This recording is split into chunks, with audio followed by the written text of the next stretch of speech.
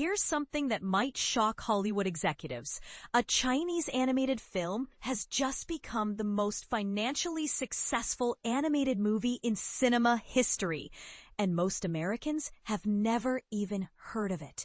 The phenomenon known as Ne Zha 2 is finally making its grand entrance into American theaters this weekend, with an English-language version. And the early reactions from Western film critics are raising some eyebrows in the best possible way. A cultural earthquake at the box office. This animated masterpiece has already demolished every box office record imaginable, raking in an astronomical $2.2 billion worldwide. To put that staggering figure into perspective, it has officially dethroned last year's beloved Inside Out 2 as the highest-earning animated film of all time. But here's where it gets controversial. The vast majority of that revenue came from Chinese audiences, while American theaters barely contributed $20 million when the original Mandarin version had a limited February release.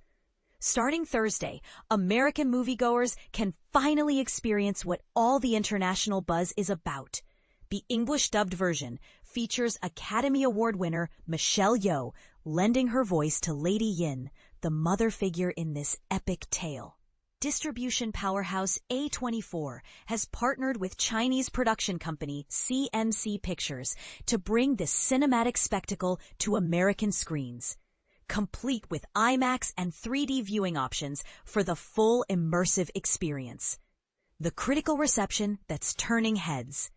American film critics have been surprisingly enthusiastic about this cross-cultural cinematic experience, awarding Ne Zha 2 an impressive 94% certified fresh rating on Rotten Tomatoes. This level of critical acclaim for a Chinese animated film in Western media is relatively unprecedented and raises fascinating questions about cultural barriers in entertainment. Maya Phillips from the New York Times didn't hold back in her praise, describing the film as both ambitious and a powerful demonstration of the remarkable artistic capabilities currently flourishing within China's animation industry. She highlighted the movie's imaginative and unpredictable storytelling approach, while emphasizing that the exceptional skill level displayed by its animators represents the production's most impressive achievement. Michael Ordonia of the San Francisco Chronicle went even further, declaring the film a must-see experience and praising it as a work of astounding visual imagination.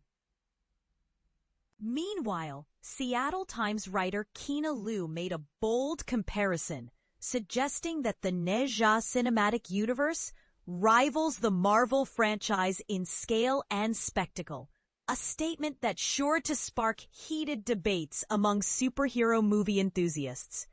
But here's where things get interesting. Not every critic was completely won over. Washington Post reviewer Chris Klimek, while acknowledging the film's visually stunning qualities, criticized it as narratively opaque, particularly for viewers unfamiliar with traditional Chinese mythology and legends. And this is the part most people miss. Klimek made a fascinating observation about what he termed cultural imperialism in reverse, pointing out how American blockbusters have historically benefited enormously from Chinese box office support, while Chinese interest in Hollywood productions has notably declined in recent years. The secret behind China's box office domination. So how exactly did this animated feature achieve such unprecedented success in its home market? The story begins in January when Ne Zha 2 premiered in Chinese theaters. Arriving 5 years after its predecessor, Ne Zha had already proven the franchise's commercial viability with over $740 million in theatrical earnings. The numbers tell an incredible story. Industry reports indicate that more than 300 million tickets were sold across China, representing approximately 1/5 of the entire country's population. Think about that for a moment. That's roughly equivalent to every single person in the United States buying a movie ticket for the same film. Several strategic factors contributed to this remarkable achievement. The film's release timing during Lunar New Year celebrations provided a perfect opportunity, as this traditional holiday period gives workers extended time off, and families often choose entertainment activities together. Additionally, the movie became something of a cultural phenomenon, transforming into a source of national pride that resonated deeply with Chinese audiences. The infrastructure improvements in China's entertainment industry also played a crucial role. The government had been systematically expanding the number of movie theaters throughout the country in recent years, making cinema more accessible to broader populations. Furthermore, authorities provided approximately $80 million in subsidized ticket programs, making the movie-going experience more affordable for families. Michelle Yeoh's cultural bridge-building mission. Oscar winner Michelle Yeoh has been vocal about her hopes for the film's American reception, expressing her desire that audiences will move beyond viewing it simply as a Chinese film. In her recent interview with Reuters, she emphasized the universal appeal of what she calls a beautiful story, while highlighting the educational value embedded within the entertainment. Yeoh considers the film particularly significant because it offers Western audiences an accessible introduction to ancient Chinese mythology, featuring legendary warriors and demigods that have shaped Chinese cultural storytelling for centuries. Her perspective raises thought-provoking questions. Should we categorize films primarily by their country of origin, or should we evaluate them based on their artistic merit and universal themes? A24's bold bet on cross-cultural appeal. Distribution company A24 has made a strategic statement about Ne Zha 2, describing it as a milestone in modern animation that successfully merges emotionally resonant storytelling, mythological spectacle, and cutting-edge visual artistry. This represents a significant gamble on American audiences' willingness to embrace international content, particularly animated features rooted in non-Western cultural traditions. The high-stakes question everyone's asking, the ultimate test, now lies ahead. Can Ne Zha 2 translate its massive international success into American box office gold?